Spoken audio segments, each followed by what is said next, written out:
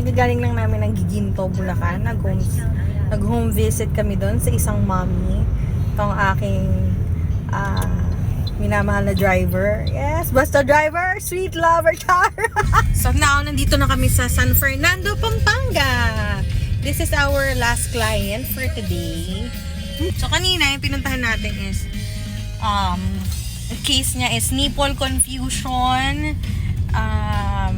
Hindi sure si mami kung malakas ba yung milk supply niya or is it being enough, parang ganon. So we checked it, we assessed, and nag-latch yung baby niya, no? So hindi nag-latch yung baby niya, pero kanina nag-latch siya. So in-assess natin si mami. So, marami yung milk niya actually, so marami lang clogged ducts, kaya akala niya wala siya masyadong nakukuha pag nagpapump siya. So, ayun. Malapit na tayo sa ating pin location. Okay. Ayan. Dito na tayo sa... Ayan, oo. Ay, teka. Ayan, dito tayo. Ang dead end. Dito ata siya. Hindi kasi nag-charge yung selfie. Yung ano nga sa'yo, laging pula eh. Galit na naman po siya. So, ayun. Tapos na kami dito sa San Fernando, Pampanga. We're going home.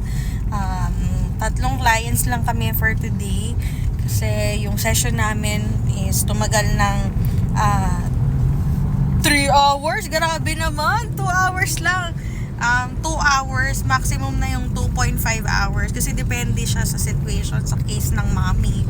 So kanina yung sa San Fernando, kakakat lang, no, nakaka-release lang nung tongue tie nung baby.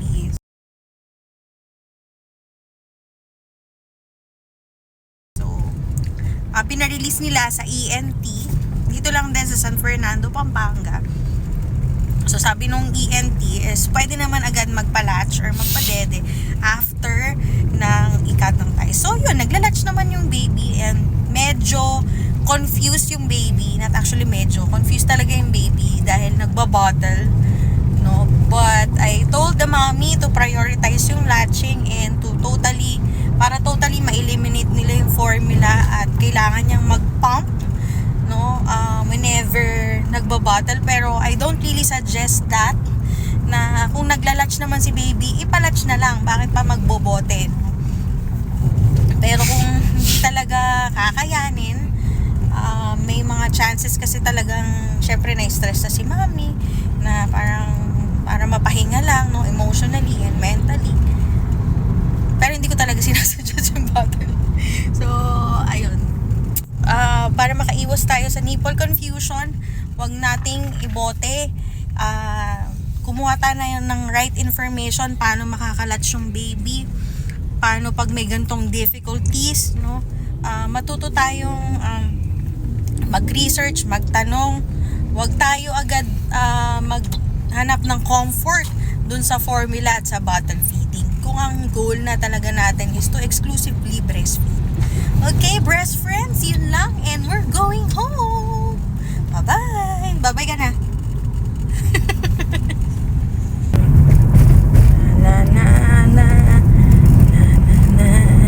Hindi mo sinasuggest yung bottle. Eh, paano yung kausap mo na ano? Hindi, kasi sabi ko sa kanila, mami, di talaga ano yung... Kasi parang... Pati yung magpapump pa. Ba, mo magpump. O magpump, bakit? Pwede naman i-cup feed yun. Kawawa naman to, guys. Guys, kawawa naman. Baka magkasakit to. Wala na akong driver. Mas malaki pa yung kinikita mo sa akin. Yes, malaki.